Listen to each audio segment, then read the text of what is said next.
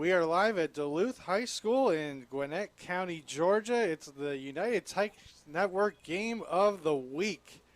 Welcome to the broadcast. I'm Noah Hirschman alongside Dorian Johnson, his twin brother Devin, making us sound and look good here. And Dorian, we are live at Duluth High School in Gwinnett County, so we're looking at Georgia. a top 5 it's matchup within the nation. Network So we have Game of the Week. OG Ducks, who are rated number 4 in the nation. They're decked out in all yellow with green trim. If you recognize the Oregon Ducks uniforms, that's exactly who they look like. And then you have the OG, so we're looking at a top 5 matchup, number 1 team nation. So we have 8 and under. OG Ducks, Georgia, they are number 4 in the nation. They're blacked out in all yellow with green trim. If you recognize the Oregon Ducks uniforms, that's exactly in honor of breast cancer awareness. And then you have the OG, the Twin City Outlaws, the number 1 team in affected by breast cancer awareness. We want you to know that we're thinking about you and we love you very much. Black sleeves with the green trim as well, and the pink socks. Yes, love those pink socks. In honor of breast cancer. Great game here today. A perfect Sunday, October here in Gwinnett County. 64 degrees today. Humidity less than 40%. Yes. Winds out of the north-northwest at 6 miles an hour.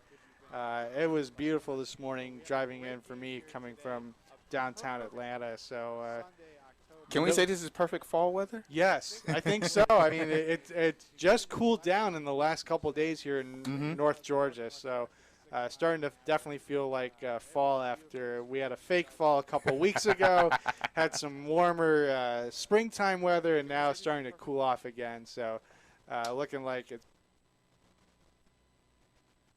here in North Georgia. So starting to definitely feel like fall after we had a fake fall a couple of weeks ago, had some warmer springtime weather, and now starting to cool off again. So looking like it's going to be a great day for football. Look at these kids. Love these uniforms. Coaches out there getting ready for the ball game. It should be about a 2-hour from kickoff to the final gun here in Duluth. And, you know, it's pretty amazing. These kids, they're 8 and under, and they're playing on a regulation-sized football field. Yeah, that's not the most impressive part. The most impressive part is probably these kids are – they're living out pretty much a dream. They're playing, they're going across the country playing football against teams from across the country. So I think that's definitely that's an amazing experience, especially as young as they are, 8 years old. I couldn't imagine doing that at that age. I imagine what the plane ride was like coming from. So the OG Ducks, FYI, they are from Corona, California, which is in Riverside County, so about 50 miles east of Los Angeles. So I imagine that it was a long plane ride from LAX to Hartsfield-Jackson for this ball game, unless, of course, they took a bus. Not sure how that would have worked out. But if it were me, I would have said, let's get on the plane and let's get out to Georgia.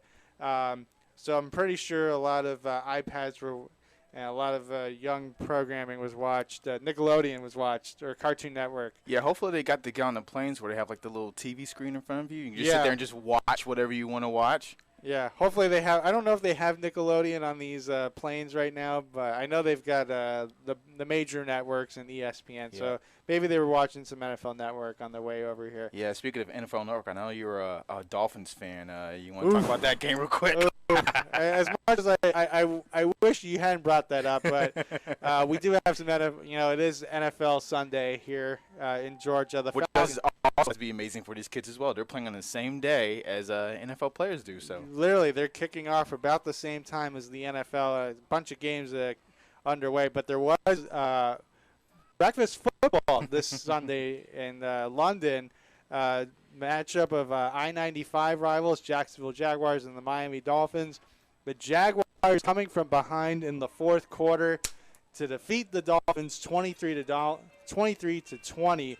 They end a 20-game losing streak, and a little reprieve for Urban Meyer after some of the controversy he's been swallowed up in recent weeks. So a big win for Jacksonville as they get their first win. Urban Meyer getting his first win as an NFL head coach. For the Dolphins, their 5th straight loss. Brian Flores and Chris Greer could be on the hot seat in Miami. We shall see. And they got a matchup with, the Atlanta Falcons next week back in South Florida. So it's gonna be an interesting week in South Florida, and probably not going to be a very lovely flight home for the Aqua and Orange. Yeah. Well, it looks like coin toss is about to start here. Yep, as the OG Ducks just came out onto the field, the yellow smoke. Yellow and green smoke. Yellow and green smoke, That's pretty yes. sick. Yeah, that was pretty cool. So it looks like we have the coin toss here at midfield, and we'll see what the result is of the coin toss. But, yeah, like I said, a beautiful day here, not a cloud in the sky. Duluth, Georgia, about 30 miles east of downtown Atlanta, so we're definitely out here in suburbia, here on the countryside. And not only that, we're in the middle of football country. Gwinnett County is considered one of the premier. If you're in the southeast, it's Miami-Dade and Gwinnett County, Georgia, the two premier recruiting hotbeds for football in the country. So. Yeah, I would agree with that. A lot of great kids come out of Miami. If you're a football NFL fan, Lamar Jackson, who is a former MVP, went to high school in Miami, was recruited by Louisville, and now has had a solid start to his NFL career with the Baltimore Ravens. So it looks like the Twin City Outlaws won the toss. I believe they will receive to start the ball game here. And we have 4 quarters here, 10 minutes each. So this will be fast moving. So hang on to your seats. Don't go anywhere. If you haven't gotten your drink yet, as Dorian just cracks up in his V8 energy. Yeah, I got to stay. It's healthy energy. Good healthy energy, with yeah. Green tea. Green tea, I love it. So V8, do you want to be a sponsor? Why not, man? Anything we can do to keep bringing you these great games here on the UTN network. We appreciate that. So, waiting for the teams to get out here on the field, and we can have this kickoff and get things started. Speaking of starting, slew of games in the 1 o'clock window getting underway here on the professional level.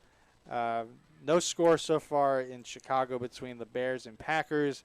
The NFL's oldest rivalry renewed once again. I believe this is the 103rd matchup in the history of that rivalry. Wow, that's crazy. Yeah, that's a lot of games. Yeah, a lot of hatred. Actually, you know what? I stand corrected. 103rd, 203rd games. They've played a lot of football games over the years. No score so far in Indianapolis. That's a division matchup between the Colts and the Texans. Rams and Giants underway. Less than 11 minutes to go in the first quarter in the Meadowlands. No score there. We do have a score in Charlotte. Vikings getting a field goal, 25-yard variety. They lead Carolina 3-0 so far. 11:52 to go in the first quarter. The Ravens, as aforementioned, at home today, 4-1, facing a fellow 4-1 foe in the AFC, the Los Angeles Chargers, scoreless. A little over 3 minutes into that one at M&T Bank Stadium. And in the nation's capital, the Kansas City Chiefs looking to right the ship after a not-so-good performance last Sunday night at home against Buffalo at Arrowhead. They take on the Washington football team today. They are scoreless with less than 10.5 minutes to go in the first quarter. So Twin City Outlaws will receive, as I had predicted earlier. OG will kick it off. And since it's not high school football, they're going to kick it's going to be like half the field. Yeah, the same 10-yard kickoff rule applies. They will kick off from the 40-yard line. And we are waiting for the referee to give us the green light that we're set to go here.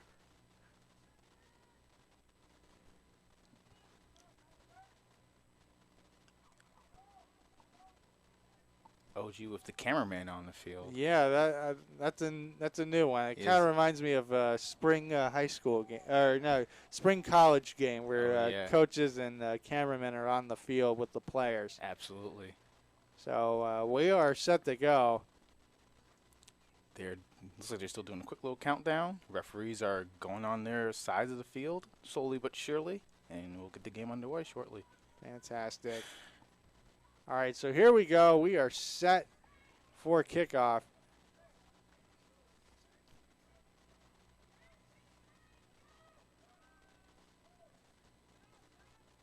It looks like number 4 for the OG Ducks. That's Tatum Brown. Tatum Brown looking like he will kick it off for us here. It's kind of interesting with these jerseys that the OG Ducks are wearing because I mentioned, as you can see, it's they've got the all yellow pants, shirts, tops, and helmets, but white numbers. White numbers. So it'll be a little challenging to read these numbers. So we apologize in advance if we get any numbers wrong. If we misidentify any of these players. But we are set for kickoff, and the ball is underway, and it lands at inside the 35 and then picked up at about the 25-yard line. And it gets back out to about the 30-yard line. Excellent coverage there by OG. They stayed in their lanes and did an excellent job of getting the player down. That was number 7, Gentrez Williams, on the return there. So Twin City will start they'll mark him at the 29-yard line. And that's where the Outlaws from Columbus, Georgia will set up shop for their first offensive play of the afternoon. Yeah, as you can see, one of the keys to, the Outlaws games that they're going to try to run the ball as best as they possibly can. So we'll see how they can do that against one of the top teams in the country. So they have a two running back set, one receiver to the far left side. They put number 1 in motion, and it's an inside draw to number 1, Gets out to about the 32-yard line, so a gain of 3 there, and it'll bring up 2nd and 7. All right, that was number 1, Juan Marriott on the carry. Gains around, we'll say, it looks like around 4 yards.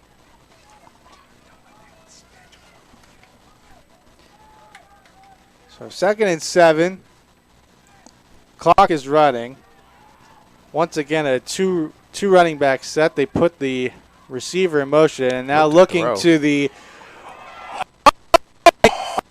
up at the reception,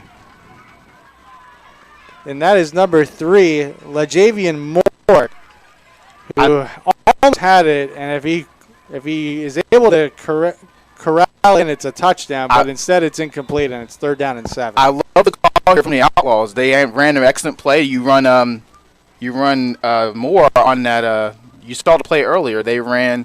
Moore was able to go ahead and just they put Moore in motion. Did a block play, didn't play action just right off that play. Moore was wide open. Excellent wheel route. Good touch. Moore just was unable to come down with the catch. A little butterfingers there. Might have had a little too much candy there prior to the ball game. Getting a little excited, but great play call nonetheless. Incomplete, and we have a timeout on the field for a big 3rd down. We with our first stoppage of the game with 9:24 to go here in this first quarter. I love the play call, but the execution just was not there. But he was open. He was wide open. So 3rd down and 7 at the 32-yard line. Now they line up in man coverage, and once again a 2-receiver set. Number 2. Dontarius Taylor goes in motion. He lines up on the left side. And once again, back to throw is number 4, Elijah Long. And he runs for a first down out the field, and then finally tackled inside the 50. OG Ducks on OG Ducks 45-yard line. Yeah, on the OG Ducks 45-yard line. So give him a gain of 23 on that 3rd down and 7. That's an excellent job there by Long. He immediately felt pressure, just did what his God-given abilities allowed him to do. He just ran out to the left side of the field, just ran up down the field for a nice long gain, the 1st down. It looks like we might have had a penalty here. Nope. Just kidding. The referees are making sure they – oh, it looks like there was a penalty after the play. Might have been a personal foul. So they're going to mark this ball at the 30-yard line. Oh, yeah, it's a 15-yard penalty. Yeah, it looks like there was a personal foul probably at the end of the play as Long was running towards the sideline, probably a late hit out of bounds. So they mark it at the 31-yard line, first down. Long back to pass. He's got his man. Nice move. Inside the 35, down to the 30-yard line. Now, this is something I was not anticipating here. Outlaws are trying to go ahead and get the passing game going here. Moore has he has a nice little arm for an 8th grader. He threw that out route without a problem. You see some college players have issues with that throw. He had no problem with the throw. Not at all. So it looks like that is a gain of 5. And we'll call it 2nd down and 5 at the 31-yard line. I formation, 1 receiver to the left side. That'll make that 2 receivers as Michael Clendon goes. And here's a handoff to the left side, and that goes nowhere.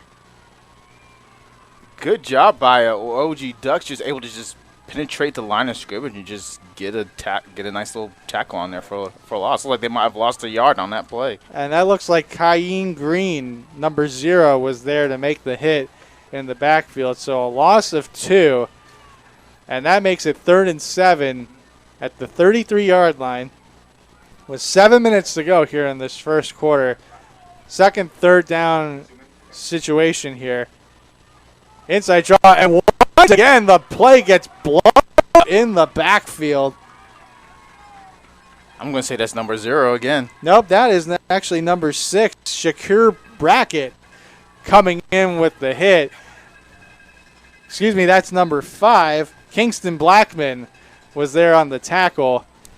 And that's a loss of 4, so that brings up 4th down and 11 at the 37-yard line. If I'm the Outlaws, I'm going to have to go back to a quick pass game because as of right now, they're unable to really run the ball because the D-line from the OG Ducks are just doing an excellent job of just penetrating their O-line. Well, the Ducks look like they're ready because they got a couple of deep safeties there lined up at the 25-yard line. So here we go, shotgun snap, and it's going to be a quarterback doing there. Looks like the tackle there was made by... And that is Blackman again on the tackle, so a turnover on downs for the Outlaws. Nice job there by the Ducks getting the stop there. And they'll take over 1st down and 10 at their own 37-yard line. So a nice run there by the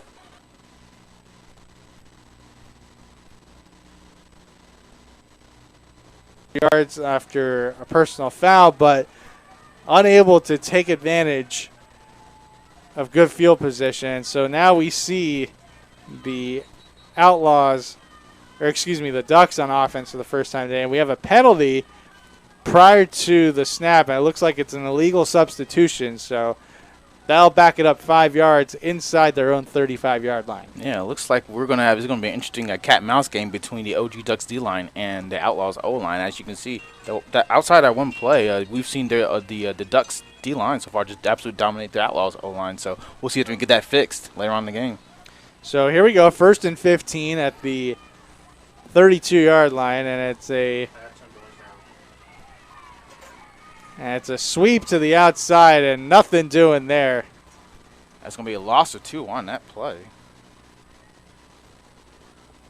Trying to see if we can figure out who was on the carry there for the Ducks, but either way, it's a loss of 2. So not a good start for the Ducks offensively. They get the penalty pre-snap prior to their first play, and now a loss of 2, and now looking at 2nd down and 17 from their own 30-yard line.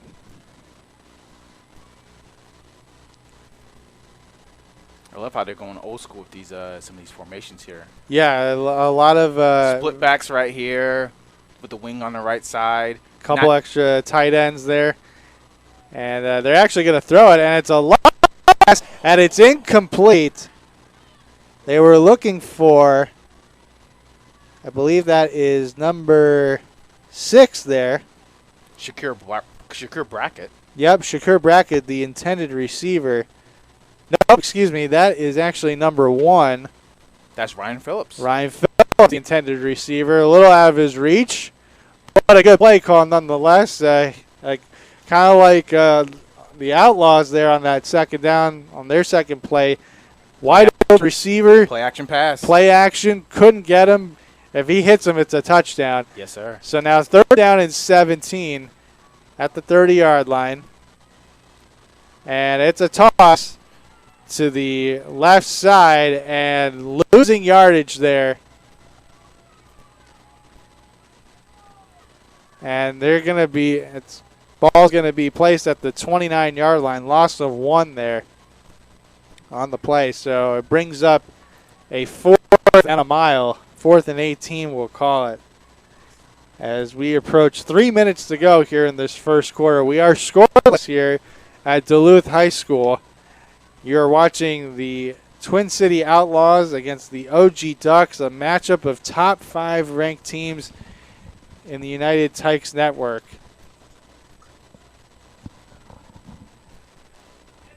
So 4th down and 18. And we'll see what the Ducks have in store here on this play. I mean, I would think maybe a pooch punt, but no, they're going to go for it. No, it is a punt. Does not get a lot. And it hits the Outlaws there. Outlaws are saying that they recovered the ball. We'll check to see. We'll check and see. Yeah, now you cannot advance a forward fumble, so it looks like they're going to mark it. That was recovered by number 2, Dontarius Taylor of the Outlaws. Yep, so they'll mark this at the 37-yard line, and it'll be 1st down for the Outlaws from there. So that punt, that's about 8 yards. When all is said and done. So I've never seen that before, Noah. Hike on the center, drop back, and never seen that before. Yes, an interesting play call there, but they make it happen. So here we go on 1st down. Outside draw, handed off to number 3, LaJavian Moore. But he has stood up in the backfield. It looks like he lost a couple there.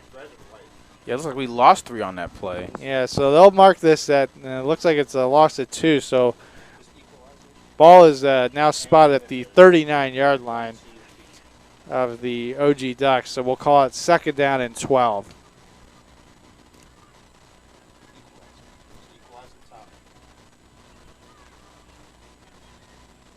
Once again, they put Dontarius Taylor in motion. 3 receiver set. And here's a run for Juan Merritt. Gets back some of the yardage that was lost there. It looks like he gets back to the original line of scrimmage at the 37. So we'll call it 3rd down and 10 with 37 seconds to go here in this first quarter. And once again, the Outlaws are out here trying to establish the run again, but the OG Ducks are not having it. They are not letting them have it at all. We were seeing 2 excellent defenses just stop the run as best as they possibly can. They're doing an excellent job of doing that so far. How about this? A 3-receiver set this time for the Outlaws. Figure it's a pass play, and it sure is. But more to keep it, and he's going to run forward to about the 35. He needed the 27. So he's well short of the 1st down, but give him a positive play there, gain of 2, and it brings up 4th down and 8. And that will actually bring us to the end of the first quarter here in Duluth. No score between the Twin City Outlaws of Columbus, Georgia, and the OG Ducks of Corona, California.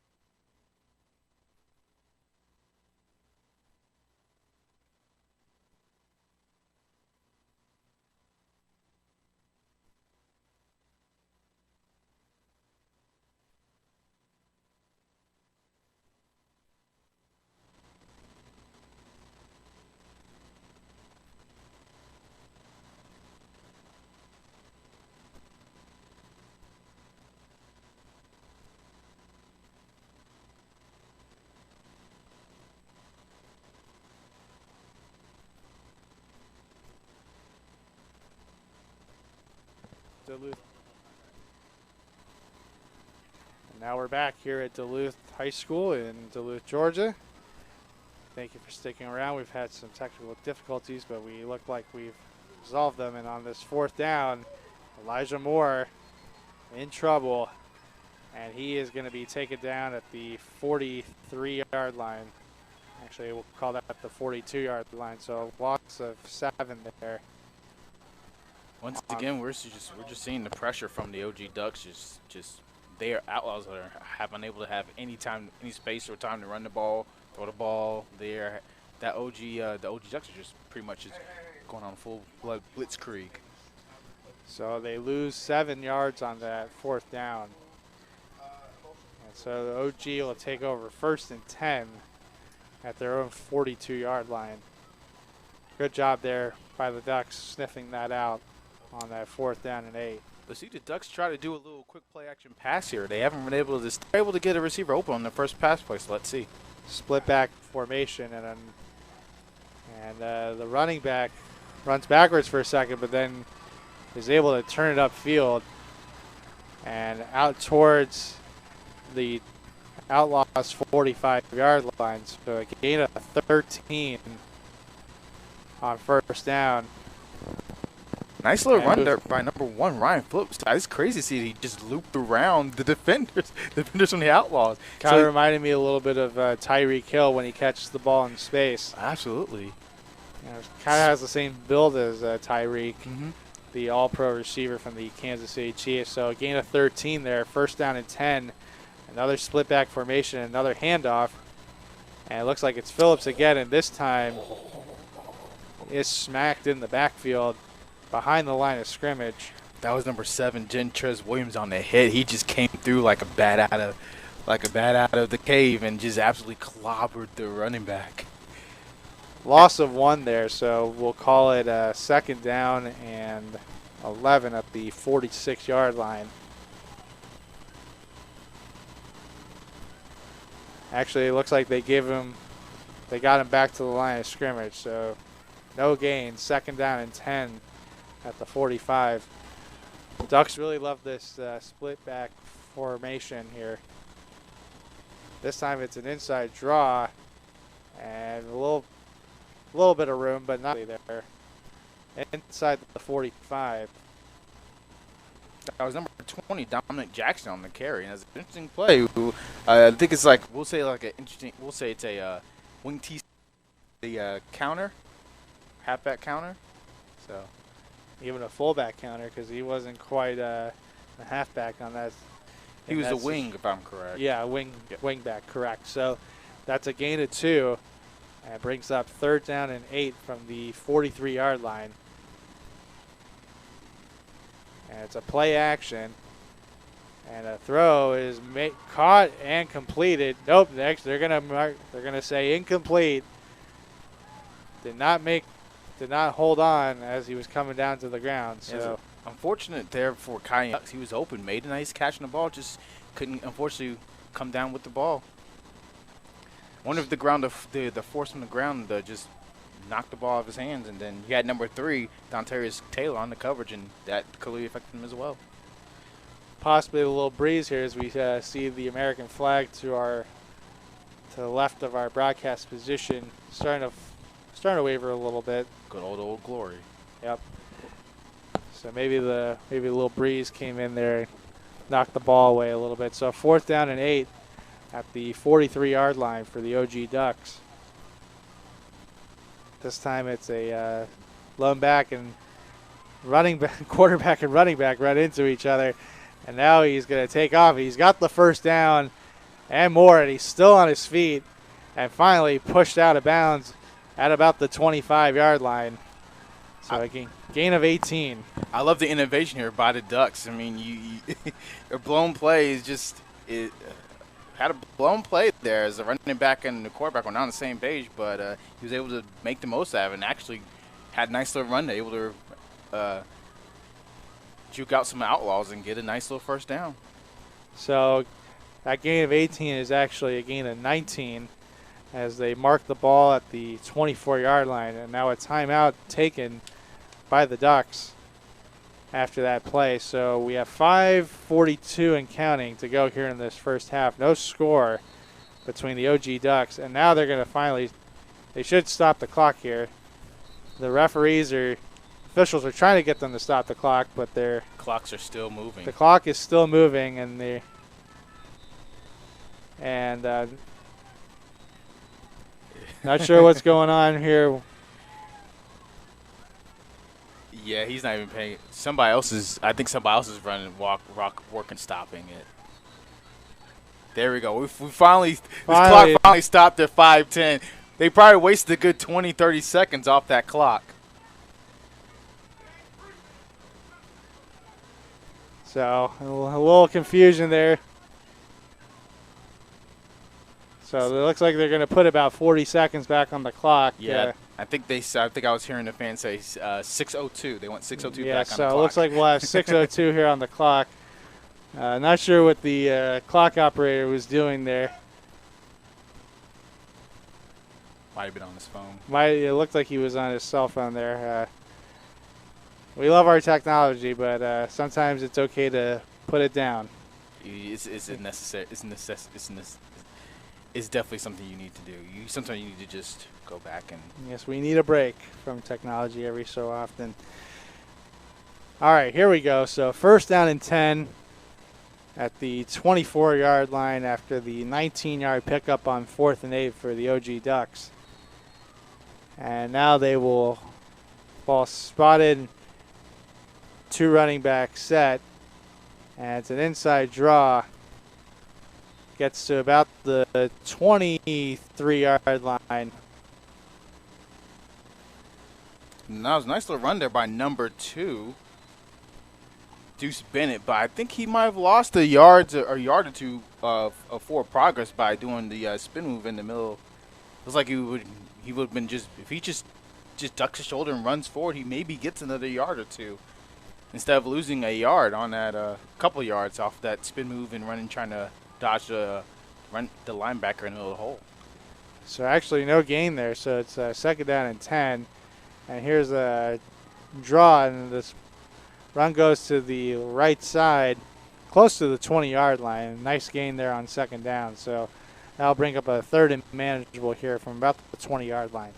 I want to say that's number 3 on the carry. That was Riley Davis. Number 5, excuse me. That was number 5 on the carry. Tatum Brown. Nice little stiff arm there to get outside and gain some positive yards. So it's actually a gain of 3 on that play. So it'll be 3rd down and 7 at the 21-yard line. Under 5 minutes to go here in this first half. Looks like for the time being the clock issues have been resolved, but I mean, we'll see if the consistency hangs out. So here's a rollout here to the right side, and quarterback maybe got back to the line of scrimmage. Well, either way, not much doing there, and it'll be 4th down and 7 from about the 21-yard line. That's a good job by the Outlaws to defend that play action pass there, and we see that's kind of one of the drawbacks of rolling out.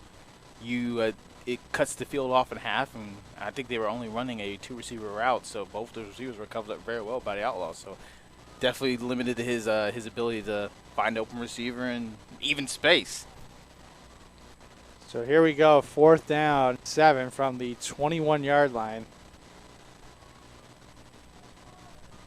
Ducks looking to take advantage of the short field. And once again, they have a 2-receiver set. Looks like it's a shotgun formation. Ducks receivers getting in motion. Now they're set.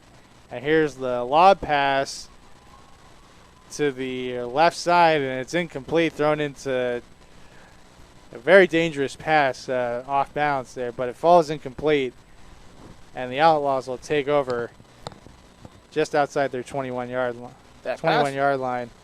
Pass was and once again, we're having some problems here with the clock, but it looks like they finally get it stopped here with 3:24 here in this first half. Quarterback threw that ball in the triple coverage. So it was a nice job by Jadavian Moore to knock that ball away and force a turnover on downs. So 1st down and 10 for the Outlaws. This will be their 3rd offensive series of the afternoon. And they'll set up shop at their own 21-yard line. Multiple running backs. Looks like they got 3 running backs there in the backfield. Full house. Full house. And here's the handoff, and short gain there as the running back runs into a couple of tacklers. Gets out to about the 25-yard line. It'll be 2nd down and about 6. Halfback power there by the Outlaws. I mean, if you're one of those teams that rely heavily on running the ball and ball control, that's what you want. That's 4 yards in the college. It's 4 yards right there on the 1st down carry, so that's going to make 2nd down nice and manageable for them. And we've seen the Outlaws on that first series. They had some options throwing the ball there. They had a little bit of success. They had what they wanted. Execution-wise was a different story there. So 2nd down and 6, and Moore is back to pass and in some trouble, and he gets swallowed up back around the original line of scrimmage, and he'll lose a couple there, and that'll bring up 3rd down and long. Now, it was an interesting change of pace there. They actually got positive yards on 1st down, nice little 4-yard run. Yep. And now they decide to go back and throw the ball. I'm surprised they didn't want to try to have another run play where you maybe get some extra yards. And like they might be change up their game plan a little bit, where they're going to start trying to, if they decide to run the ball, they're going to try to do a little maximize the amount of just players on the line of scrimmage. So here we go, 3rd down and 8 from the 23-yard line. We're set. Moore hands it off to number 7, Gentrez Williams. And he gets just past the 25-yard line, but he's going to be about 5 yards short of that marker at the 31, so we'll call it 4th and 5 at the 26-yard line. All right, looks like they're about to try and punt the ball here, which is a wise decision with minute 30 and counting left in the first half. Yep, scoreless first half so far here in Duluth. On a picture-perfect day here in Gwinnett County. Not a cloud in the sky here, Dorian. Yes, sir, absolutely. This is definitely what fall weather is all about. So, and 5, and we're trying to figure out what happened. Yeah, it looked like they were lined up for a punt, but also like they were about to pass the ball as well. Maybe a possible pass, and looks like a penalty called against the. It's going to be called against the Ducks. Against the Ducks, forward. Yeah. It's going to make it 4th and 1 now for the Outlaws. Yep, and so they'll mark this at the 30-yard line. So now that I would think this changes the dynamic, and we have a timeout called by the Outlaws. Looks like they're gonna stop on by and just talk this over, because they have a good chance to maybe get the 1st down here. 1 yard, that's very manageable. Yeah. And they're actually starting to get positive yards with these run plays, with the heavy sets, with the two tight ends and 3 running backs. So we'll see what they can do here on 4th down. So while we have a moment, a couple of updates from the NFL. The Bears and Packers, we have a score with $1:13 to go in the first quarter. Bears leading that one at Soldier Field 7-0, as Khalil Herbert has the rushing score for Chi-Town. In Detroit, Bengals leading the Lions 7-0. Joe Burrow's got a touchdown pass to Chris Evans for 24 yards. Colts leading the Texans 7-0. In Indianapolis, Paris Campbell has a 51-yard touchdown reception. And the Giants leading the Rams 3-0 at the end of the first quarter. Chiefs leading Washington 7-3 early in the second quarter in D.C. All right, here we go. 4th down and another penalty. That's going to be offsides on the Outlaws. Looks like that's number 7 on the outside, Gentrez Williams. Nope, actually they're going to call a false start. Yeah, excuse me, false start. False start on the Outlaws, so back it up 5 yards. So bring up 4th and 6 at the 25-yard line. It looks like that's quite unfortunate, because 4th and 1, that's very manageable, and they were in prime opportunity to get another first down and keep the chains going with around 1:02 left in the game. So now it looks like they're going to go back to their previous plan and punt the ball off here. Yep. So in that Washington-Kansas City game, 7-3 Chiefs, Darrell Williams has the rushing touchdown for KC. Panthers leading the Vikings 7-6 late in the first quarter. Chuba Hubbard filling in for the injured Christian McCaffrey, who's going to be out for the next few weeks for the Panthers. He's got a rushing touchdown early on for Carolina. The Ravens leading the Chargers 7-0 early in the second quarter. So the punt goes out to about the 45-yard line, and it is returned inside the 25-yard line. That is number 21, Carrion Davis, on the return there, and that was a nice, good return. That's going to give the Ducks very good field position to potentially score here with 40 seconds left and counting in the game. Well, the first half at least. First half. So we have a clock stoppage with it. So we have about, looks like we're down to 33 seconds, but it looks like we're going to have some. They're going to put it back, 54 seconds back on the clock. Yep, 54 seconds on the clock here. So some clock issues here early on in this ball game, but looks like we have those sorted out. So 7-0 Ravens, by the way, against the Chargers in the first quarter. Latavius Murray, the 14-yard rushing touchdown that capped off a 12-play, 90-yard drive that lasted almost 7 minutes. And another flag. Looks like Ducks have too many players on the field. Yep, an illegal substitution. So that'll back it up to about the 30-yard line. Actually, it looks like they were marked at about the 24, so it's going to be 1st and 15 from the 29-yard line with 54 seconds. Plenty of time to – should be plenty of time to put it in the end zone, but we'll see how if they're able to execute here as we come to the end of this first half.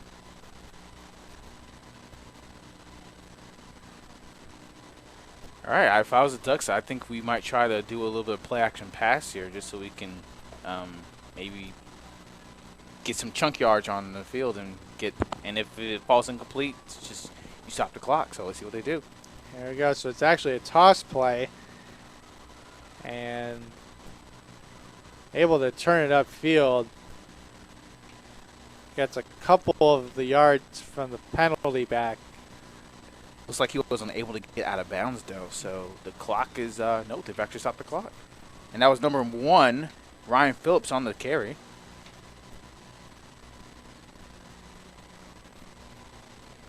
So it looks like they mark it at about the 26-yard line. So a gain of 3 there. And the timeout has been called by the OG Ducks. Yeah, that's going to be their second of the half. They should have one more left.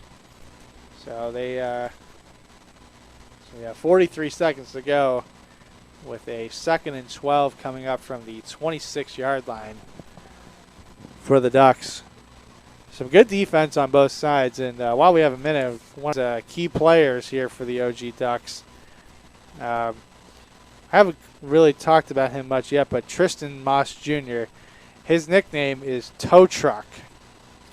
I wonder why. And then we have Elijah Long. He goes by the nickname. Oh, excuse me. I'm looking at the wrong roster here. No, you're correct. That is Elijah. Yeah. No. Okay, yeah, I'm looking at the wrong roster, too. Yeah, so Kyan Green, number 0. He is nicknamed Tow Truck. Tatum Brown. Now, here we go. They call him TB4. He's pretty simple nickname. So here we go, and it's a halfback pass, and it is going to be intercepted at about the 10-yard line. That's number 3, LaJavian Moore, coming up with the pick. He has been number 3, Latavian Moore, has been all over the field so far. We saw on the last drive, he knocked down the pass, and right here he comes up with a big interception. I actually love the play call here by the OG Ducks. You don't have a lot of time left on the clock, and more likely the Outlaws will be unable to score on a long touchdown. But it's just a great play and a great read there by Moore. You saw he was the tight end was open for a few moments. Moore just did an excellent job of closing in on the receiver and intercepting the ball, high pointing it like you're supposed to. Right. It was a bit of that ball didn't have some air under it. It did hang up there for a few seconds, and when it does hang like that, advantage defender because he has time to prepare, anticipate, and make the play. And looks like the Outlaws are content with taking a knee and going into the half scoreless here as the clock winds down to about 20 seconds. And we'll call it second and about 11 at the 9-yard line. But it looks like that'll be the final play here of the first half at Duluth High School in Gwinnett County. No score between the OG Ducks and the Twin City Outlaws. Very, very exciting first half here. Good ball movement by both teams, but neither able to find the end zone. We've seen a lot of defense so far. A lot of defense so far after 20 minutes. Our score at halftime on the United Tykes Network, 0-0 between the Outlaws and the Ducks.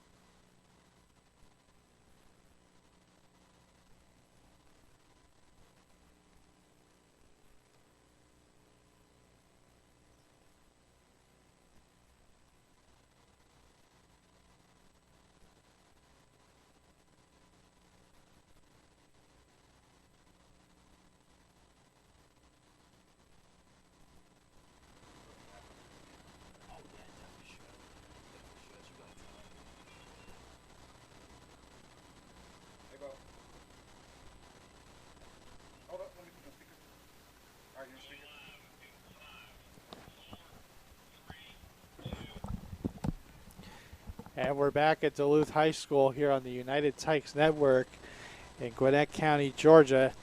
Scoreless first half between the OG Ducks and the Twin City Outlaws. OG Ducks coming here from Corona, California, about 50 miles east of Los Angeles. The Twin City Outlaws from Columbus, Georgia, about an hour or so from here. Maybe 2 hours. Yeah, I would say 2 hours. Yeah, about 2 hours. It's an hour west of the city, right on the Georgia-Bama line. Right, right off of I-85, western part of I-85. So about to start the third quarter. No score on a picture-perfect October Sunday in Gwinnett County. We were, around kickoff, we were in the mid-60s with limited humidity. And as I check the forecast now, we're at 66 beautiful degrees, not a cloud in the sky. Still a little bit of a breeze from the west-northwest at 8 miles an hour, and humidity dropping down to about 33%. So sounds like excellent weather. Oh, this is perfect weather. Feels like I'm in Philadelphia right now visiting my grandparents like I was a kid. Either way, we are set to go here for the third quarter. The Outlaws, who had the ball to start the game, they are now kicking off from their own 40-yard line as the Ducks get into kickoff formation with 9 players on the 5 on the 50, and it's a squib kick, and it's covered at the 45-yard line.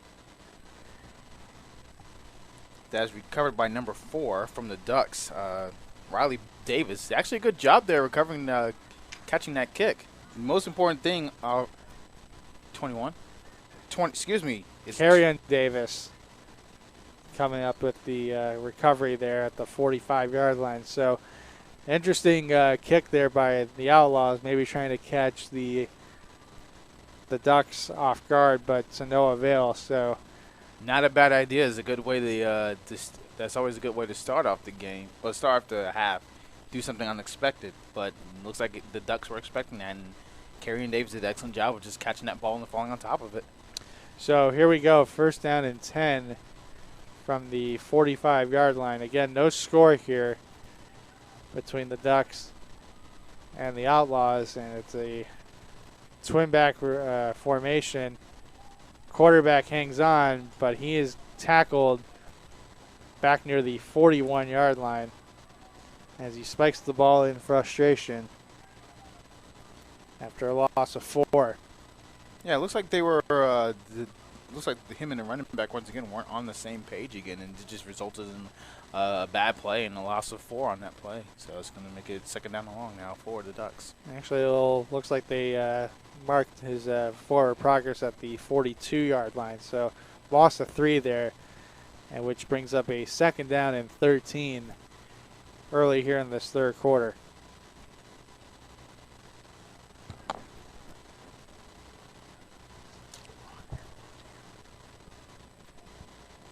So second down and 13 from the 42-yard line.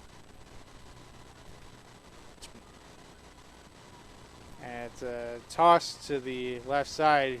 Running back changing direction, making a couple of defenders miss, but it looks like he maybe got back to the line of scrimmage, and we have a late flag come in as the tackle is made, and we'll check the marker.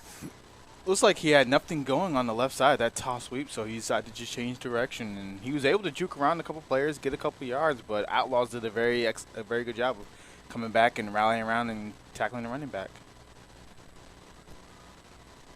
We have a personal call here on the Outlaws here. Yeah, personal foul there. Looks like an unnecessary hit there, so they'll tack off 15 yards, and that puts the ball at the 42-yard line. So it looks like it's a 15-yard penalty, I should say.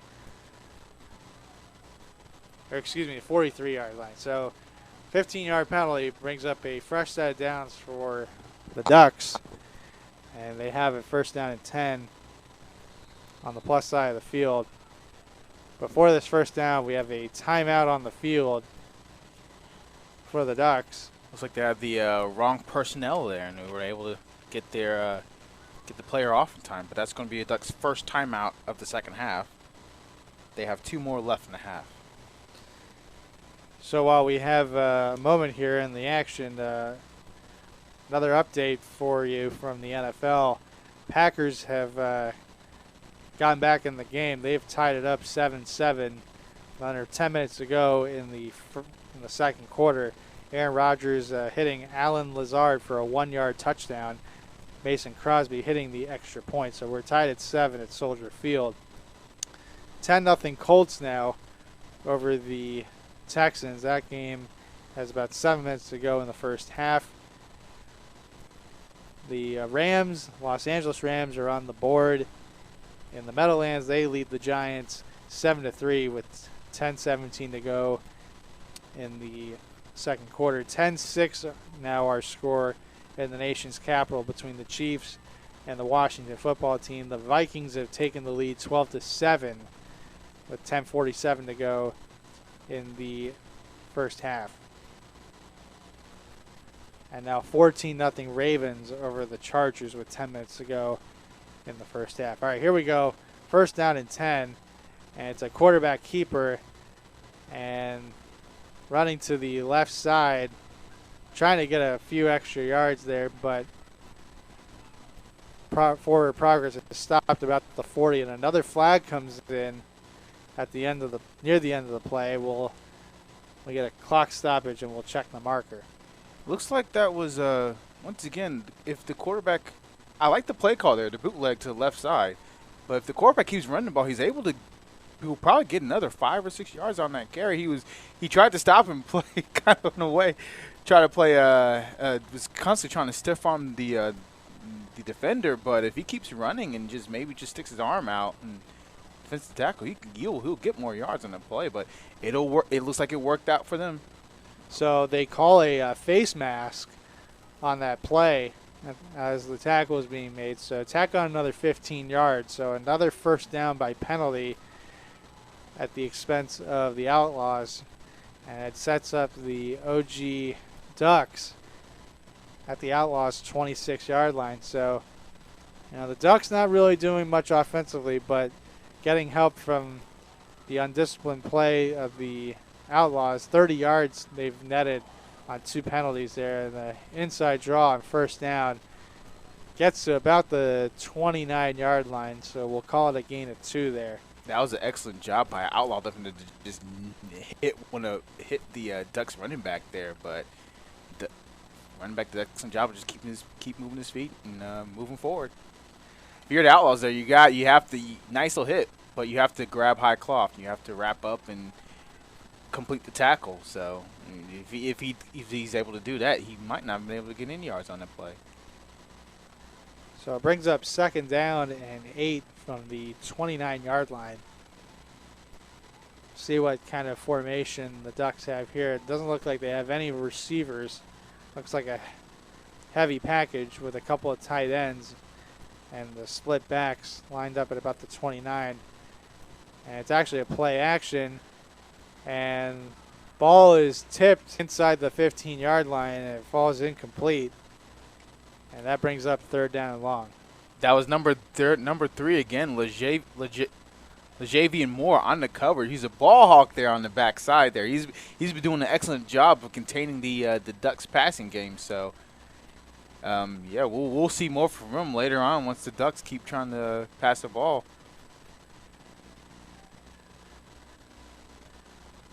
I should have suspected that they might have tried to run a play action there out of that formation, but looked like they were committed to the run there. Here we go, third down and 8. This time it's a toss to the right side and a nice hole there. First down yardage and a lot more, and a cut into the inside, and it's a touchdown for the OG Ducks. That was an excellent run there by we'll say looks like that's number 2 on the carry, Ryan Phillips, as he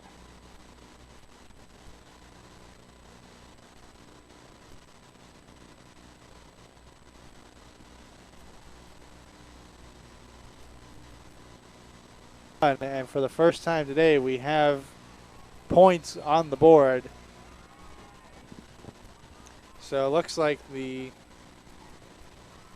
Ducks will go for, doesn't look like they're going to kick it here. Looks like it'll be a 2-point conversion try as the ball is spotted at the 3-yard line. And once again, he left, but nothing doing there. But he's fighting, gets back inside the 5, but the point after the conversion try is no good. And so with 5:05,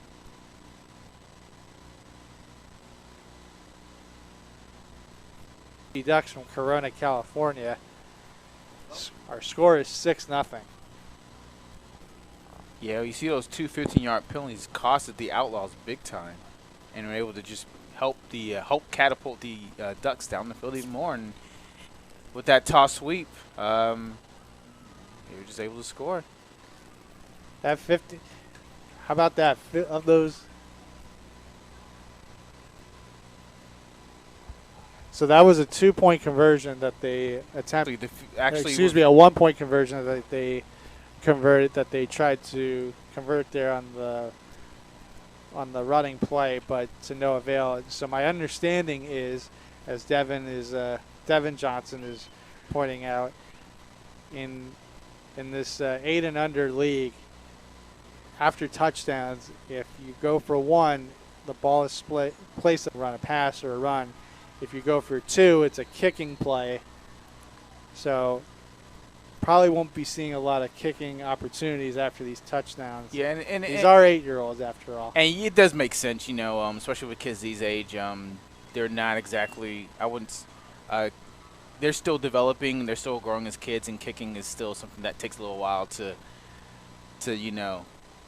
do at a very efficient level. So it makes sense that they do the scoring levels that way. So the ball is picked up by the Outlaws at the inside the 30-yard line. A nice return there past midfield.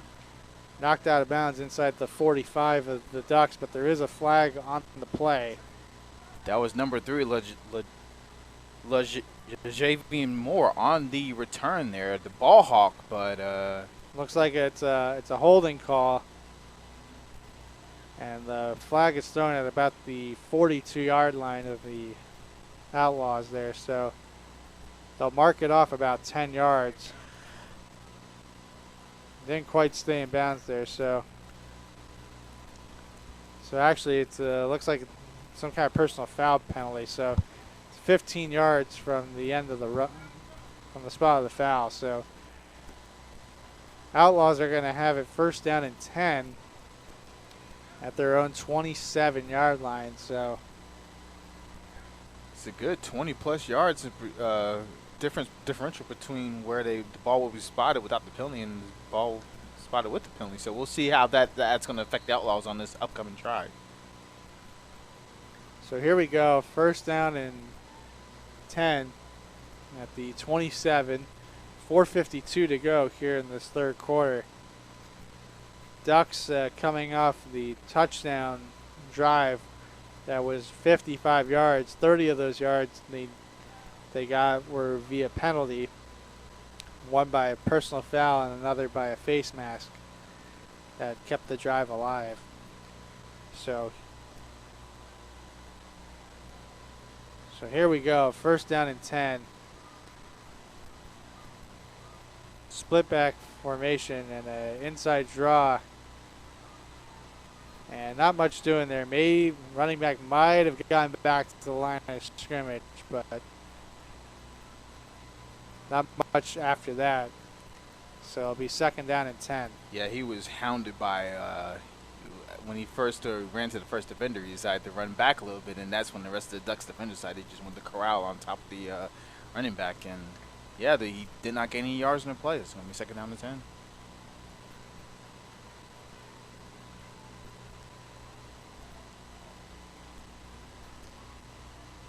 So here we go, second down and 10 at the 27-yard line. So officially no gain on the play. Throw a couple guys in formation now. Yep, it's a 2-receiver set. Empty set. An empty set. Now they line up split backs. Actually going to put number... That's LeJavian Moore. Moore in motion. They flip it out to him on the far side. Another flag comes in. He's got first down yardage out towards the 42-yard line. It's a gain of 15, but we'll check the marker. Might have been a holding call, considering how much room we had on that right side of the field. Nice little change call there by the Outlaws. They had plenty of window dressing on that play to try to confuse the Ducks, but it looks like it worked for a little while. But eventually, I'm not sure if it was a motion or not. No, it was a hold. So it's so they replay second down. So they'll actually lose 2 yards there. So we'll call it second down and 12 at the 25-yard line. So wipe out the 15-yard pickup there on that second down.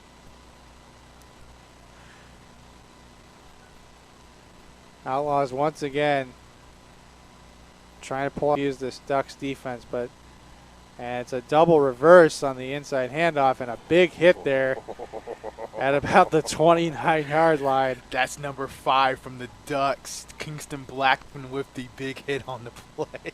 Oh man, that's number 2, Deuce Bennett. 22, Curtis Cooper. Sorry, once again, we apologize for the confusion there. Yeah, the white lettering on a yellow jersey is not exactly the best for reading numbers, so we apologize for any numbers we get wrong. Well, this wouldn't be the first time that commentators have had this problem. Florida State was nearly fined by the NCAA for their font on some of their jerseys in 2014 for their gold numbers on white jerseys. So understandably so. A nice catch there made out in the open field. Yeah, that's a personal foul there. On third down, but a late hit is going to probably net the Outlaws a first down, as the receiver was already down at about the 33-yard line. So and it's going to be a personal foul against the Ducks. So tack on another 15 and an automatic first down. This will bring the ball out to the 48-yard line, almost to midfield. That was number 6, Michael McClendon, on the reception. If he's able to keep his feet, he more than likely has no space to get the first down. But a personal foul, that's another way to get it as well. So here we go, 1st and 10 at the 48-yard line. So it was a gain of 4, but then tack on the 50 makes it a gain of 19 on the play, as the Outlaws get a nice run there past midfield. Looks like it's a gain of 4, so we'll call it second down and 6. Yeah, it was number 6, Michael McClendon, on the carry this time, and back-to-back plays where he's got his hands on the ball. So we'll see if he'll get some more touches. Approaching 90 seconds to go here in this third quarter. Again, our score: OG Ducks leading the Twin City Outlaws 6-0. Ducks scoring on their first drive of the second half, aided by 2 penalties of 15 yards. Here's another handoff, and it looks like once again that is number 5. Looks like that is number 5 on the tackle. Kingston Blackman, we've seen him all over the field today, haven't we? He's made several tackles by line of scrimmage, at the line of scrimmage, and he's been a force for these Ducks players so far. That's a loss of 3, and that actually puts the Outlaws back on their side of the 50 as we hit 45 seconds and counting to go here in this third quarter. It brings up a 3rd down and 9 at the 49-yard line. Twin receivers to the left side for the Outlaws, and it's a quick hitch pass, and tackled immediately is number 6 for the Outlaws, Michael Clendon, on the reception, but he's taken down at the 48-yard line. So that brings up a 4th down and 6 for the Outlaws. Not a bad call there to do the crossing route once again, but the Ducks did an excellent job in covering that play, and McClendon was unfortunately 5 yards short of the first down. And so that will actually bring us to the end of the third quarter. Our score, the OG Ducks from Corona, California, leading the Twin City Outlaws from Columbus, Georgia, 6-0 in a matchup of top 5 teams in the 8 and under division on the United Tykes Network.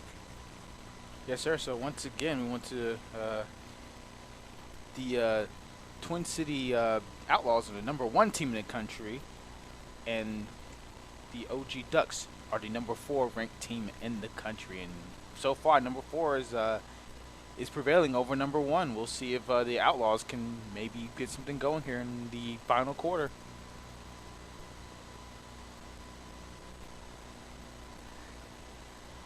As we get ready for the fourth quarter, another update from the NFL. The Los Angeles Chargers trailing 17-0 earlier in this first half. Looks like they're finally on the board as Jared Cook catches a 1-yard pass from Justin Herbert, the second-year standout from, ironically, the Oregon Ducks. 17-6 the score there as Vizcaíno misses the extra point. And on fourth down, the Outlaws are going to be swallowed up for a big loss. And the Ducks will take over on downs. 1st and 10 at the Outlaws' 45-yard lines. We'll call that a loss of 7 on the play. Huge play by the Ducks there, and it's quite unfortunate because it looks like we might have had they had an interesting play call there where you had a running back go out in motion to the right side of the field, and pretty much the second the quarterback rolls from the Outlaws rolls to the right, he's immediately met by a host of Ducks. So it's in order to have effective pass game, you must have time to throw the ball, and they have not had that much time all game. Yep, got to give credit to the Ducks defensive line being able to penetrate throughout this ball game and not give the Outlaws any running lanes or time to have pass protection. So here's a handoff to the left side, maybe to the line of scrimmage, but not much else after that. We'll call it second down. It was an interesting play call there. It was like that was going to be a draw play, but there was not much going there. As the Outlaws did an excellent job of pushing the O-line back, and able to get the running back, Mr. Kingston Blackman, down on the ground. Brings up a 2nd down and 10 at the 45-yard line for the Ducks, as the Outlaws have a deep safety lined up at the 32-yard line. They might be suspecting a play-action pass here with a twin setback. And it is a toss to the right side, just past the 45-yard line, a very short gain, maybe 1 yard there. Either way, it brings up a 3rd down and long. Yeah, not a bad play call there for the Ducks. You want to gain yardage, but you also want to make sure that you are making a safe crowd to the running back. That's number 21. That's down right now for the Ducks. That's Carrion Davis. Yep, he helped off the field, although he is limping, and we hope he's okay. Walking mostly under, he's able to put a little bit of weight on his leg there, but we'll have to, hopefully we can get an update. Yeah, he is really struggling as he comes off the field there. So yeah, he's looking like he's walking a little bit better the closer he gets to the sideline, so hopefully we'll be able to see him back in the game. Just kind of hate those injuries. You know, your ankle or something like that will hurt for like a couple minutes around, rub some dirt on it, come right back into the game. And we'll see if he'll be able to do that. So here we go, 3rd down and 9 from the 44-yard line for the Ducks, looking to extend their lead after scoring on their only drive of the third quarter.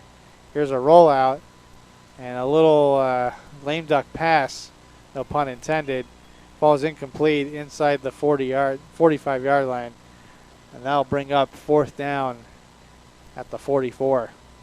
Yeah, there was not much time for the quarterback there, as the Outlaws did a pretty excellent job of timing that snap up and able to get some pressure on him. And he's very lucky that he threw that between 3 Outlaw defenders, so he's very lucky that one of them did not catch that ball and return it for 6. That certainly would have been a house call if the Outlaws were able to get their hands on it before. There were not any Duck players past that far hash mark, and it would easily would have been a touchdown. So here we go, 4th down and 9 from the 44. We're early in the fourth quarter, 7:51 to go. Another thing we got to talk about on that play, so if the clock running, especially with the 6-point lead and the Outlaws unable to move the ball, that stops the clock. Yeah, it gives had some time there for the Outlaws. And here's an interesting inside draw that goes nowhere. It looks like that was a counter play there, and unfortunately the handoff was way too deep. You normally see these counters, they're much closer to the line of scrimmage, and that just enabled the Outlaws to just run further up the field and able to get their hands on the running back. Once again, we're having some clock issues here, and they finally stopped the clock with 7:26. Probably need to add some time back on the clock there, probably about 15-20 seconds. Yeah, I'm sure the Outlaws are screaming, "Hey, give us as much time as you possibly can." Right. Give us as much time as you possibly can. Exactly. Time is not their friend. 7:26 left for you're in the final quarter of the game. You still haven't scored. You're only down by 6 points. You're just asking, just give us a little more time. So they do add 14. So we have 7:40 to go, and now they will wind the clock. And here's the shotgun snap. Nope, it's a fake handoff, as it's a quarterback keeper, as Elijah Long gets out to about midfield. So we'll give him 6 on that run there on first down, which brings up 2nd and long. And we have another stoppage to play, another injury timeout, as another OG Ducks player. Oh, man, he is flat on his back. This is not good. Yeah, they're checking out his left leg, and he is not moving at all. Yeah, he might be knocked out. Oh, boy. Yeah, he's knocked out. Oh, my goodness. Anyways, back on that previous play, it looks like that was I'm not sure if that was it was a draw, but I'm not sure if it was an intended fake handoff or not. But yeah, anyways, Long did a good job of moving the ball and getting some positive yards on that carry.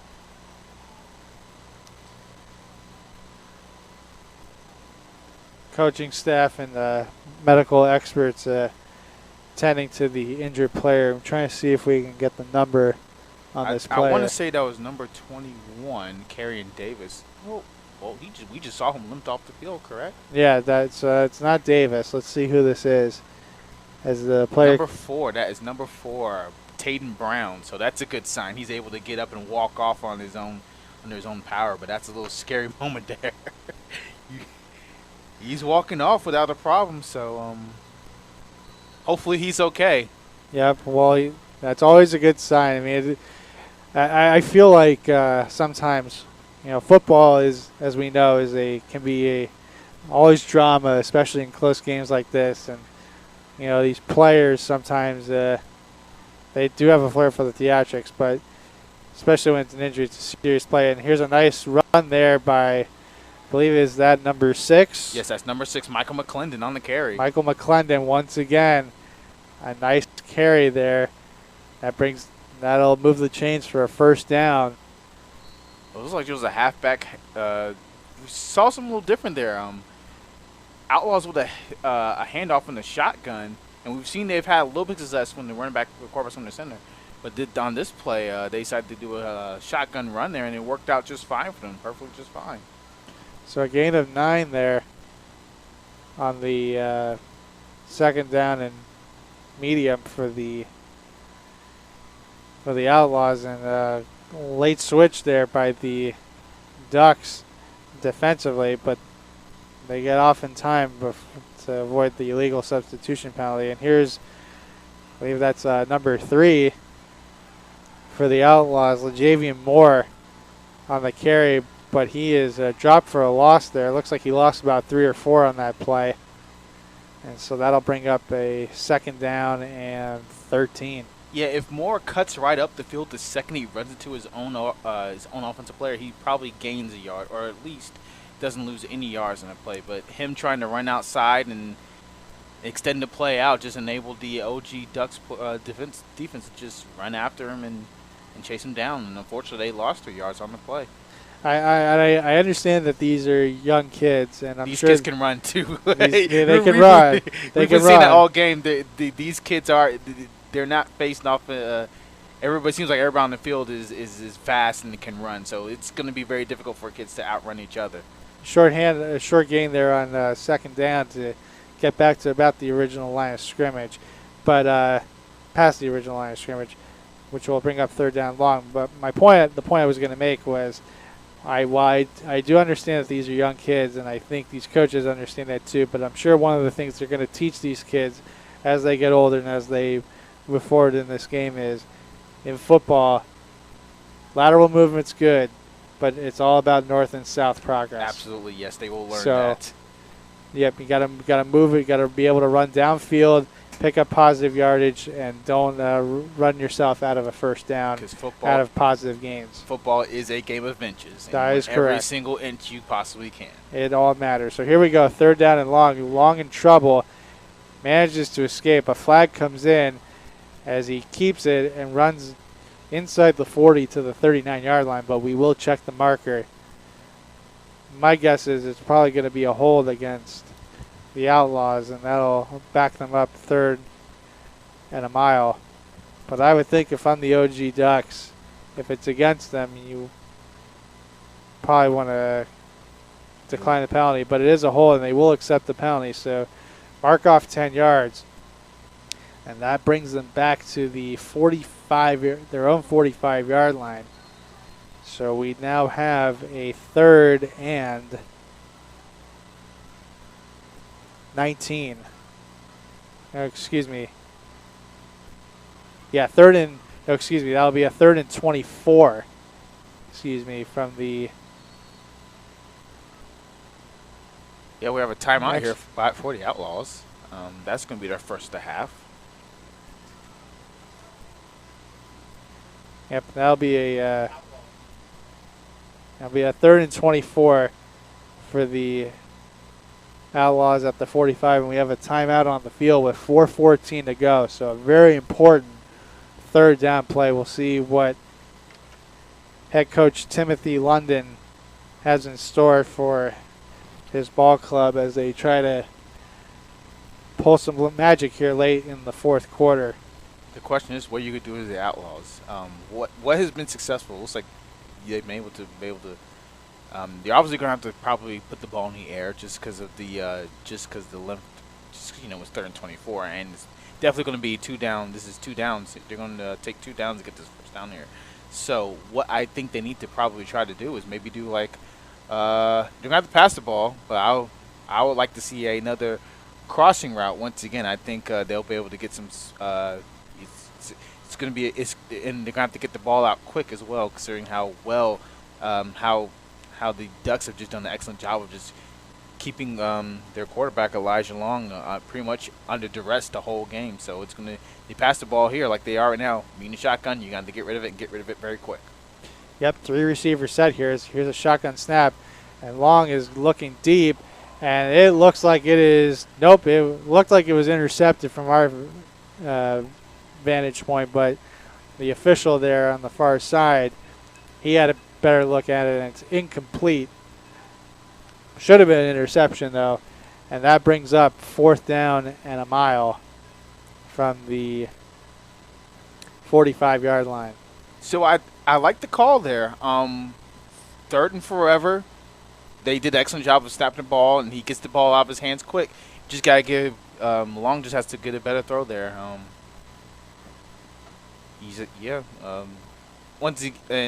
Probably should have thrown something. Once again, probably like something short routes, like a curl or a drag route, something along those lines. But anyways, not a bad call. So here we go, 4th and long, and the ball is tipped near the 40-yard line, and it's incomplete.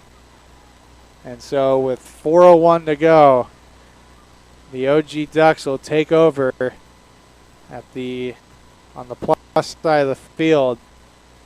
And once again, Timothy London's Outlaws come up empty offensively. Yeah, once again, pretty much same thing as the last play. They tried to run one receiver and throw the ball deep, but Ducks were on top of it. Ducks, an excellent job of just knocking that ball away and making sure that the Outlaws are not catching the ball and making a first down there. So it's not going to be first and down and 10 for the Ducks. What do you have to do? Just run the clock out.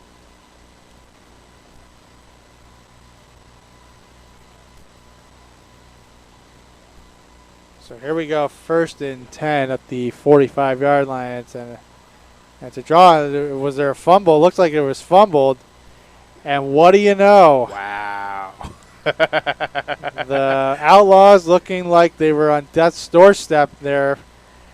They get a huge stop and a big takeaway, and they get the ball right back. With 3:53 left. With 3:53 to go here in this ball game. 54 yards separating the Outlaws from a possible victory here this afternoon. We do have a timeout on the field prior to this next change of possession, which gives me an opportunity to update you guys on some scores around the NFL. Looks like the Rams from Los Angeles are starting to pull away here early in the Meadowlands. They lead 21-3 inside the 2-minute warning at the Meadowlands. Matthew Stafford has 2 touchdown passes today, one of them to Cooper Kupp. Darrell Henderson has the other score for LA, who comes in today 4-1 after a big win the previous Thursday night in Seattle against the Seahawks. Washington football team has taken the lead against the Chiefs with about 38 seconds to go in the first half. Who saw that coming? Certainly not me. Ricky Seals-Jones has a 39-yard touchdown catch from Tyler Heineke to make up the difference in that game. Dustin Hopkins has 2 field goals, one from 43 yards, the other from 50 yards. Darrell Williams has the lone touchdown for the Chiefs today in that ball game. All right, here we go, back to the game at hand here in Duluth. 1st down and 10, and it's a long throw, and a nice catch is made at the 30, the 20, the 10, the 5. Make a house call. Touchdown, Outlaws. Wow, amazing. Excellent play call there. That pass was caught by number 3, LaJavian Moore. He's been a ball hawk, not only defensively, but offensively as well. Excellent play call there. I love the fact that they put him in motion. They put him in motion from right to left. One's a real route, and the quarterback, Elijah Long, just puts it right on him, and Moore's just able to work his magic and outrun the defenders long enough to score a touchdown. So just like that, with 3:41 and all of 12 seconds, the Outlaws tied the game, and they're going to go for 1 here to try to take a 1-point lead. The Ducks, as you may recall, went for 1 after their touchdown to no avail. And it looks like, yes, quarterback keeper. And the Outlaws, just like that, they have the lead, 7-6 with 3:41 to go here in this ball game. Turnover and the touchdown. How huge was that turnover? Unbelievably huge. I mean, you know, the Ducks, they had the ball in good field position. You figure maybe they get a couple of good runs, in this ball game, chew up some clock, and they win this game. Instead, they put it on the ground, and it gives the Outlaws, a second chance at life, and they do not waste the opportunity. And as they put it in the end zone on one play. Yeah, 54 yards on that touchdown. We've seen all game the Outlaws have struggled they've struggled to block the Ducks D-line. They've struggled to run the ball. They've struggled to pass the ball. And lo and behold, all it takes is one play. One play. A nice long reception by LaJavian Moore on that wheel route and gives them 6 points on the board. And now they have to lead. So now we shall see how the OG Ducks respond here, who are led by head coach Chris Thomas. Again, the Ducks and the Ducks are number 1 in the country, if I'm not mistaken. It's the Outlaws. Ducks are number 4. So. The Ducks are number 4. The Outlaws are number 1. This would have been a good chance for them to become number 1 after beating the number 1 team. But well, we shall see. They still have an opportunity to win. And another squib kick here on the kickoff. Looks like the Ducks have it recovered at their own 46-yard line. That's number 0, Kay in green on the recovery, and the Ducks were very lucky to recover that ball. As we saw, the ball kind of bounced around in between a couple players, and the Outlaws just weren't able to get there in time to recover the ball. But it's 1st and 10 now. Let's see what the Ducks are going to be able to do here. They have good field position. They are right around the 50-yard line, so we'll see what happens. 46-yard line, which is exactly their own 46, which is where the Outlaws were just a moment ago when they hit that 54-yard touchdown pass. So it's doable. Yeah, let's see if the Ducks can create any magic here. As fans are getting they're getting into it. We can hear the vibrations up here in our press box. And here's a toss play. And maybe got back to the line of scrimmage, but nothing doing there. Brings up 2nd down as we roll towards 3 minutes to go here in this 4th quarter. Once again, the Outlaws, having been shut out all afternoon, get a 54-yard touchdown pass on their previous possession to take a 7-6 lead here at Duluth. Yeah, we'll see if we'll see the Outlaws. We're probably going to see a heavy dose of the run here from the Ducks, but we're going to see if the Outlaws are going to start to maybe press their DBs and linebackers back a little bit more to play against to defend against the long pass. Important here. They only have one timeout left. Here's a pass play, and intercepted. They're going to call pass interference there. It looks like number 6, Michael McClendon, hit the receiver just a little too early, and once again, number 3, LaJavian Moore, almost with the interception there, but I think that's going to give him some yards there. Yep, so it's going to get the Ducks some yards. So they call the pass interference, and so it'll set up the Ducks in good field position inside the 40-yard line down to the 39. So it's a 15-yard penalty. Would have been 3rd down if not for the infraction, but once again, 3rd time today they've benefited on a key drive from an error by the Outlaws. And let's see if they can take advantage of it. So here we go, 1st and 10. And inside draw, nothing doing there. They're going to lose a few yards. Back on the plus side of the 40-yard line. So a little celebration dance there by the that's number 44, Bryce Patrick, with the interesting T-Rex celebration there.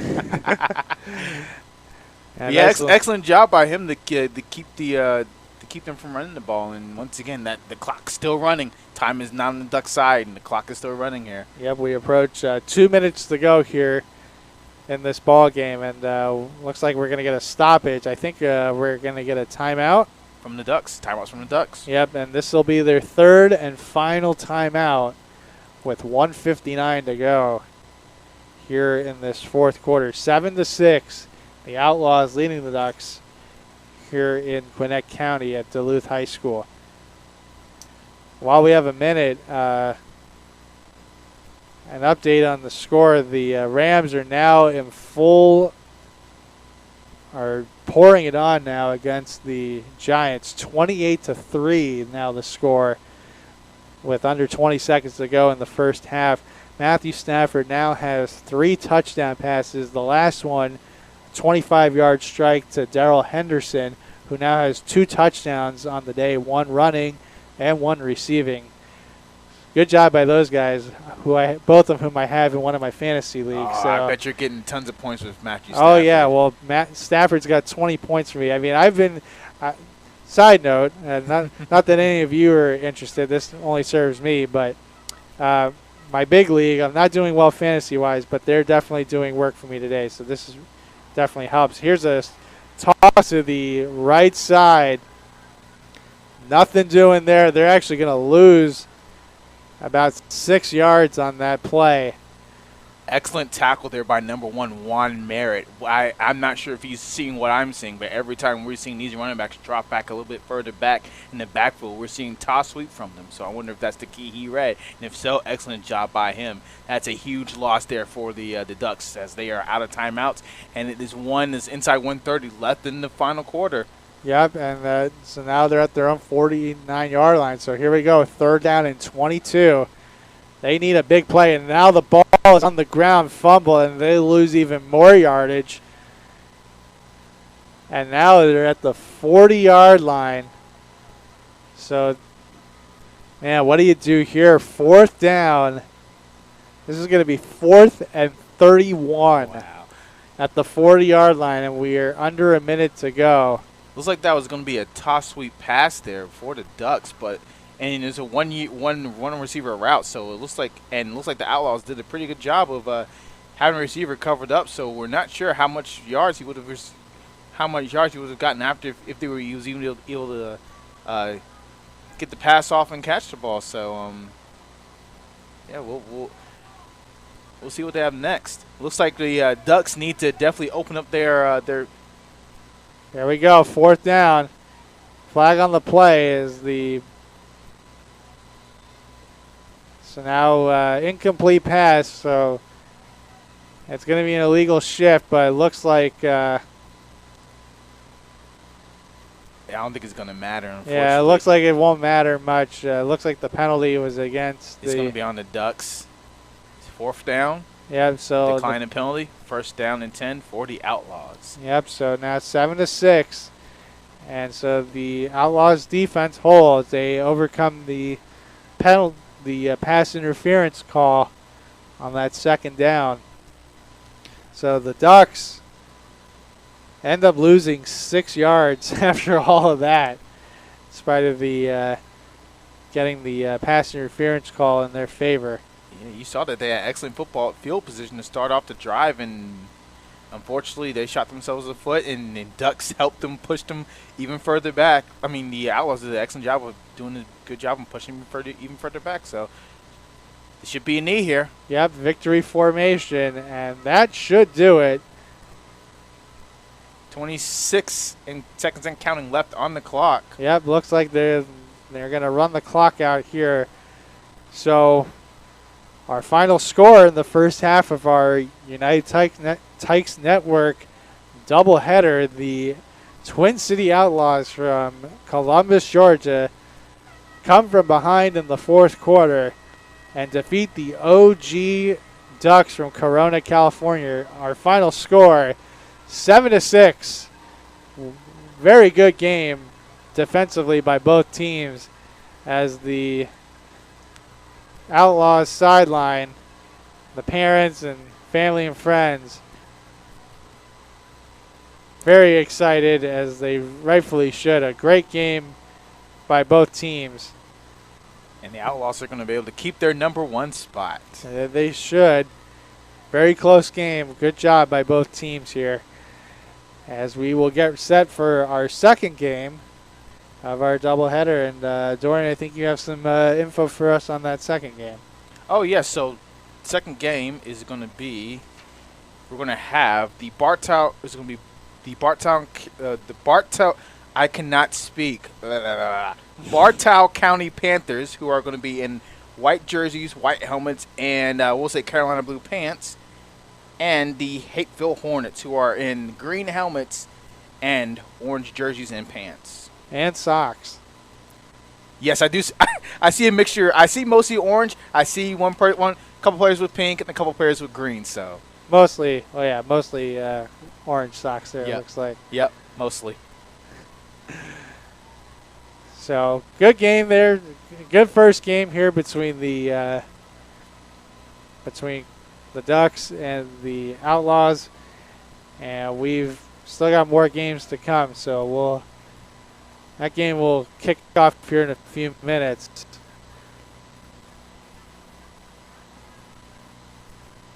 Yeah, it looks like we have 2 minutes until our next game here.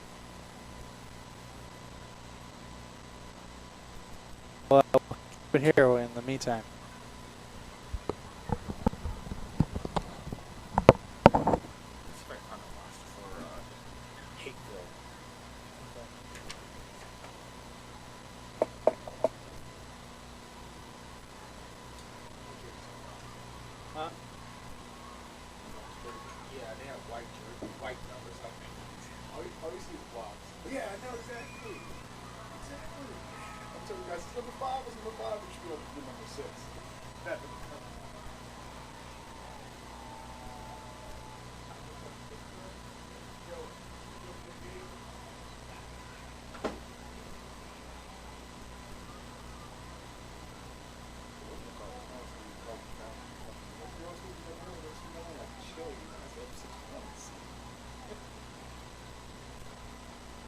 What happened? So I looked at the team from California that talked trash from Memphis. They're like, y'all supposed to number one team. Y'all supposed to number one team. What's up? I'm like, you guys just up by like a touchdown. Yeah. Like, why are you talking that? And you're a bunch of 8-year-old kids. Yeah. That's my son. That's my son. His son's 8. He might be like 6 foot small, and he might be like 5'6" small, and he's gonna stop running. I don't know. Hey man, let me just say this, all right? I went to UCF. I'm a UCF alumnus, all right? We got shellacked yesterday by Cincinnati. They're really fucking good. All right, so here's our rosters. Cool. This is from Hapeville. This is what you got. Okay. I'm trying to remember, but that's what we can watch. Okay. It's gonna be fun. Yeah, it should be good.